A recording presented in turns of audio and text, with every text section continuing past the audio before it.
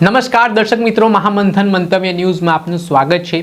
એક મોટા અને મહત્વના સમાચાર મળી રહ્યા છે, જે આદિવાસી સમાજના વિદ્યાર્થીઓ ઉચ્ચ શિક્ષણનો અભ્યાસ કરી રહ્યા હતા। પોસ્ટ મેટ્રિક શિષ્યવૃત્તિને લઈને જે ધારાસભ્ય ચૈતર વસાવાએ આંદોલનની શરૂઆત કરી હતી, તે મામલે તેમને સફળતા મળી હોય તેવા સમાચાર સામે આવ્યા છે અને સરકારે અંતે આ વિદ્યાર્થીઓની સ્કોલરશિપ ચાલુ કરવાનો નિર્ણય કર્યો છે। જી હા, ધારાસભ્ય ચૈતર વસાવાની મહેનત રંગ લાવી હોય તે પ્રકારની વાત ચર્ચાઈ રહી છે, જેમાં શિષ્યવૃત્તિની માંગ સાથે ધારાસભ્ય ચૈતર વસાવાએ બિરસા મુંડા ભવનનો ઘેરાવ કર્યો હતો અને અલ્ટિમેટમ કમિશનરને આપ્યો હતો અને તાત્કાલિક ધોરણે આ જો ચાલુ કરવામાં નહીં આવે તો ગુજરાતભરના આદિવાસી સમાજના વિદ્યાર્થીઓને લઈને તેઓ આંદોલન પર ઉતરશે। અને ત્યારબાદ તેમણે આદિજાતિ મંત્રીને પણ રૂબરૂ મળીને રજૂઆત કરી હતી, જે બાદ હવે સરકાર દ્વારા મહત્વનો નિર્ણય લેવામાં આવ્યો છે। આ નિર્ણયના સંદર્ભમાં ધારાસભ્ય ચૈતર વસાવાએ આ બાબતને આવકાર્યો છે, સ્વીકારી છે અને કહ્યું છે કે આદિવાસી વિદ્યાર્થીઓની જે બાકી રહેલી પેન્ડિંગ માંગણીઓ છે તે પણ સરકાર વહેલા તકે નિરાકરણ લાવે। ખોટા આદિવાસી જાતિના દાખલાઓ પર નોકરી અને શિક્ષણ પ્રવેશ મેળવનાર લોકો સામે કાર્યવાહી કરવાની તેમણે માંગ કરી છે। સાથે જ આદિજાતિ વિકાસ વિભાગના છાત્રાલયમાં વિદ્યાર્થીઓને ફૂડ બિલ 2100 રૂપિયાથી વધારીને 3000 કરવામાં આવે તેવી અલગ અલગ માંગણીને લઈને ધારાસભ્ય શું કહી રહ્યા છે તેમને સાંભળો। આદિજાતિ વિદ્યાર્થીઓ ઉચ્ચ અભ્યાસ કરી શકે એના માટે 1/7/2010 થી કેન્દ્ર સરકાર પુરસ્કૃત પોસ્ટ મેટ્રિક શિષ્યવૃત્તિની યોજના ચાલુ હતી।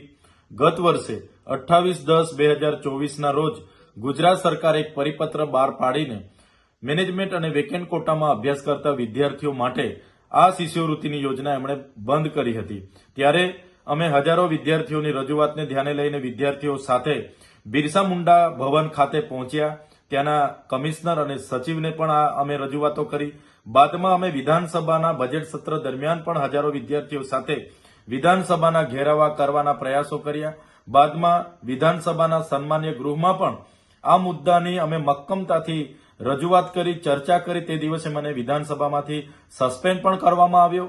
બાદમાં ત્યારે પણ સરકાર ટસની મસ ના થઈ, એમણે બંધ કરવાના અનેક કારણો અમને સમજાવ્યા, છતાં અમે પછી જૂન મહિનામાં જે કન્યા કેળવણી અને શાળા પ્રવેશોના કાર્યક્રમો હતા ત્યારે ગુજરાત સરકારને અમે ચીમકી ઉચ્ચારી કે જો તમે પોસ્ટ મેટ્રિક શિષ્યવૃત્તિ નહીં ચાલુ કરશો તો આદિજાતિ વિસ્તારોમાં તમારા આ સરકારી કાર્યક્રમોનો અમે બહિષ્કાર કરીશું। એમણે તાત્કાલિક ધોરણે 24 જૂન 2025 ના રોજ બીજો એક પરિપત્ર બહાર પાડીને આ યોજના અમે પુનઃ બહાલ કરીએ છીએ, ચાલુ કરીએ છીએ એવી ખાતરી અમને આપી। બાદમાં એ ખાતરી બાદ પણ આજ દિન સુધી એ શિષ્યવૃત્તિ ચાલુ જમા નહોતી કરવામાં આવતી। ત્યારે 2024-25 ના વિદ્યાર્થીઓ અમારી પાસે આવ્યા અને એમણે કીધું કે ગત વર્ષની શિષ્યવૃત્તિ પણ અમારે જમા નથી થઈ।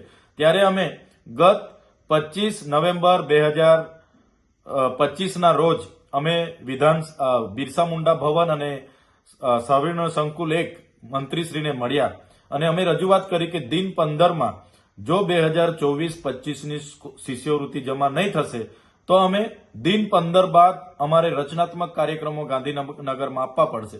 જેને ધ્યાને લઈને ગત રોજ ગુજરાત સરકારના આદિજાતિ મંત્રી શ્રી નરેશભાઈ પટેલ દ્વારા પ્રેસ વાર્તા દ્વારા જણાવવામાં આવ્યું છે કે 24-25ની 460 કરોડ પોસ્ટ મેટ્રિક શિષ્યવૃત્તિ અમે જમા કરીએ છીએ, જે એમના નિર્ણયને અમે સહજતાથી આવકારીએ છીએ।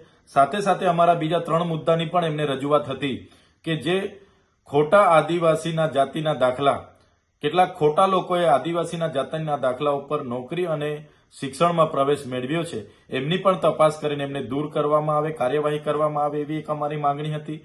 બીજી કે જે હમણાંની ભરતી પ્રક્રિયામાં 40% મેરિટ ફરજિયાત આદિજાતિના ઉમેદવારોએ લાવવું એવી જે પ્રક્રિયા બનાવી છે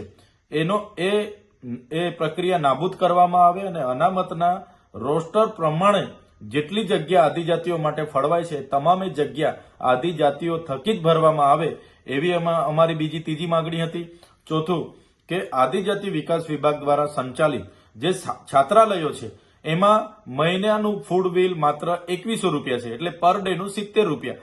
હવે 70 રૂપિયામાં વિદ્યાર્થીઓએ રહેવાનું છે, નાવાનું છે, ભણવાનું છે, લાઇટની સુવિધા છે, બધી સુવિધા 70 રૂપિયામાં આવે અને એ 70 રૂપિયામાં એમનો નાસ્તો અને 2 ટાઈમનું જમવાનું આવે। ત્યારે આ મોંઘવાડીમાં સંચાલકોને પોસાતું નથી અને વિદ્યાર્થીઓને યોગ્ય પોષણક્ષમ જમવાનું એ પીરસી નથી શકતા। ત્યારે 2100 રૂપિયાથી ફૂડ બિલ વધારીને 3000થી વધુ કરવામાં આવે એ પણ અમારી માગણી હતી. ત્યારે મંત્રીશ્રી સત્વરે આ બીજી પેન્ડિંગ રહેલી 3 માંગણીઓ બાબતે સકારાત્મક વિચારે અને નિર્ણયો લઈ એ પણ અમે અપેક્ષા લઈને બેઠા છે.